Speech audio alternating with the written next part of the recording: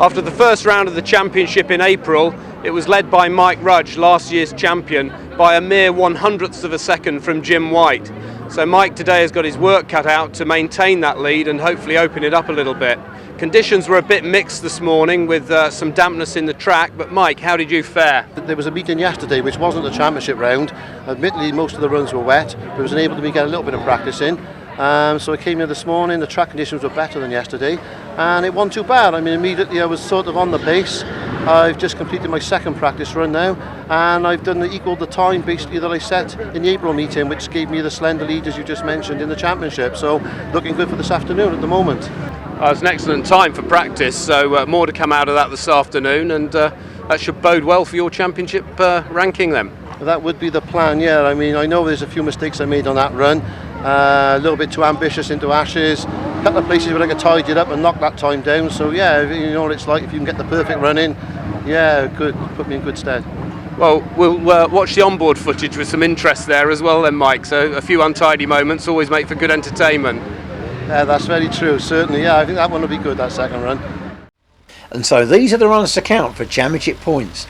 The closest approach to the class record scores highest, and as it's Mike's own record at 31.03, he set himself a stiff target.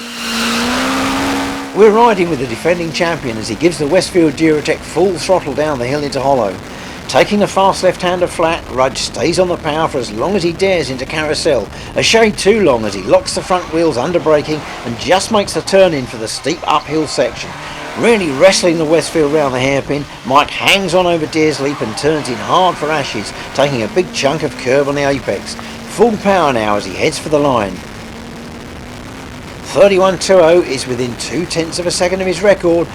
Now Tony talks to the man lying third in the championship, Neil Masters. The discipline of hill climbing allows a fair bit of freedom in terms of what you can do to the cars, how you can tune them within regulation structure.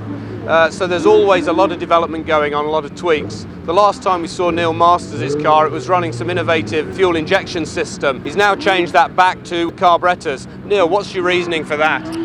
Well, we had a lot of trouble getting the injection working. We decided to go with what we knew and try and get some consistency and get some drivability out of the car again, and we've achieved that actually. We've achieved that this weekend.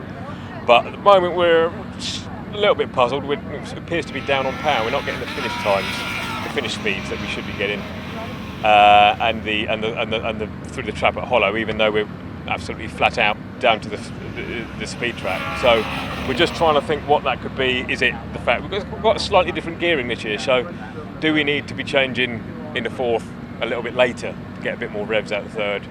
Things like that. So we're just going to try a few things out this afternoon and see what happens. Try a bit of late braking as well, maybe. A bit of bravery. A bit of bravery. If I can instill some bravery into myself during lunchtime. Yeah. So this engine, I see, has got a 7-port head on it. That's something I've not seen before. Is that a fairly unique setup? It's quite a new setup. It's a redevelopment of an old head that was used by the Danish Works team, I believe, probably back in the 70s. I think we're talking. The company that made that went broke, and a British company has bought the rights to it. And but the trouble is, there's not a lot known about it. Nobody knows really how to develop the head properly, and so we're just trying things out really and seeing how we can play about to get the best out of the head. And how do you achieve that? Do you do any work on a rolling road or a dyno, or is it all seat of the pants at an event? It's all of those really. It's yes, you do rolling road work, but obviously you can't recreate the actual running event on a rolling road because you're going up hills and stuff. So it's a bit of everything. You inevitably end up trialling stuff out and feeling it. Mm-hmm. Understanding the drivability of it and everything else. And, exactly. And without a textbook solution to a fairly unique setup, then it is a question of fishing around and spending a lot of time finding the right combination, I guess. Absolutely. You've got to play around. You've got to learn to feel it, feel when the car feels good, learn what it feels like when it doesn't feel so good, and then translate that into sort of what do we do next. Okay, well, best of luck this afternoon and hope it all comes together for you, and see how you score in the championship. Thank you very much indeed. So will that change back to carburetors pay off? Neil launches into the run on the next stage of the car's development.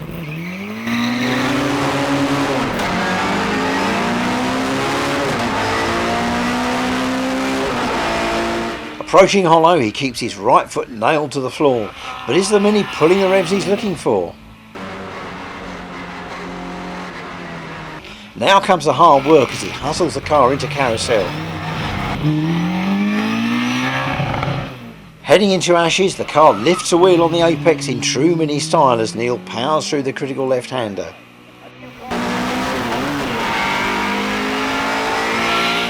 Up through the gears and over the finish line, 37.58 is within a second of the class record, but the time still leaves him trailing on points behind championship rival Jim White's Mini. Engine builder Phil Eaton really will have his work cut out today to stay in touch with the front runners in this ultra competitive all-Mini class. Running quite high on its suspension, the Mini seems to almost float through Hollow. But Phil keeps the power on and braking smoothly for Carousel, he carries the speed deep into the right-hander, hauling the wheel over for the tight hairpin exit. Into Ashes and the car is on tiptoe, the inside wheel clear of the tarmac for almost 2 seconds. But the front wheel drive bites hard and the Mini heads for the finish.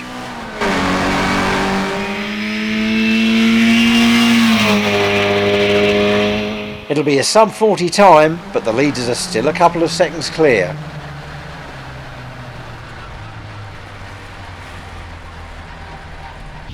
Gillingham driver David Eyre runs his MGB GT in the Big Mark sports car class. With almost 4 litres of Rover V8 urge, this is one of the classic sports cars of the 60s, and David, together with co-driver Philip Page from nearby Stockbridge, rarely misses an event at his local hill. Judging by the way that lever's moving about, it looks as though the car's gearbox mountings are pretty flexible, but it's no problem for Eyre, who knows the MGB and the hill like the back of his hand. This is a big handful of motor car to thread up Gurston down, and David's really working hard in Carousel. Judging by that wheel spin out of the hairpin, it sounds as though the car would benefit from a limited slip diff, and it's the same at Ashes. But after more hard work at the wheel, the car leaps over Burke's Rise towards the finish line. A 41-second run is a little off the pace of the class leaders, but as always, David is really enjoying his day's motorsport. Andy Bascombe is running 4th in the Gurston Championship and he's determined to move up a place today. Under the bonnet, this distinctive Mark II Escort has a Connaught-built Ford Pinto-based twin-cam Warrior engine running roller throttle bodies. Richard Marshall's class record has stood for the last 6 years, and Bascombe is aiming to get as close to that as possible to boost his championship point score. Through Carousel and determined to get through Ashes as quickly as possible, Bascombe cuts the corner and runs wide onto the curb on the exit before rocketing into the distance.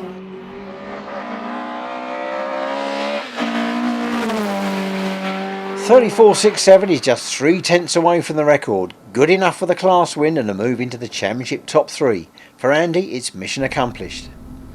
Back to V8 power now, this time in the relative comfort of Steve Holly's road-going 5-litre TVR Griffith. But that doesn't mean he'll be hanging about. A local man from Salisbury, Holly is another Gurston regular and knows the hill well. The big Griffith thunders down the hill to Hollow, and Steve holds the car in 3rd gear around the difficult left-hander, hanging on to 3rd before braking for Carousel. A quick change down to 2nd on the entry, and here the torque of the big V8 pays off. It's so flexible he can get round Carousel and up through Ashes without another gear change. Chirp of tyres out of Ashes and it's up into 3rd. Over the brow, then 4th before the line comes up in 36.90. A good time, it's a class win and a useful bunch of championship points. Colin Smith was runner-up in last year's Gurston Championship. Then his ex-WRC Escort Cosworth was lost in a fire. He replaced the shell with this rallycross version and went well here in April, but after taking a big bite into the grass at Hollow, this is not a good start to round 2. Despite this first run spin, Colin recovered to take the class win and maintain a place in the championship top 10. Here's Chris Cannell on the line again for his 2nd run of the afternoon.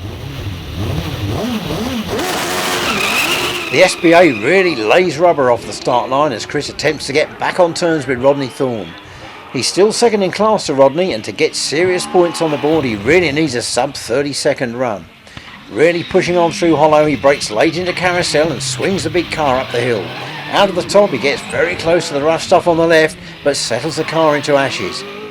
Hard on the power on the exit, the car gets out of line and Cannell has to back off. He sorts it out, but even with that small mistake, he's blown the run and fails to match his earlier time.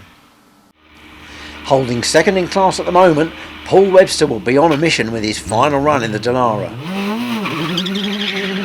He has less than 1/10 of a second to make up on Bill Morris, who leads the 2 litre racing class in his Pilbeam. If anyone can do it, it's the former Gurston champion. Gaining confidence in that downforce, this time he takes Hollow flat before storming into the braking area for Carousel with a car on the limit. Hustling through the complex, the front end goes light as Webster crests the brow at Deers Leap and piles on the lock into ashes. Now the 16-valve Vauxhall works hard as he buries the right foot. He needs to beat 30.55 to take the class, and he's done it by 1/4 of a second. Now, with the day's fastest time well within his sights, John Forsyth lines up his Formula 1 Cosworth-powered Pilbeam. With almost 600 horsepower on tap, Forsyth launches the big V8 single-seater down the hill towards Hollow.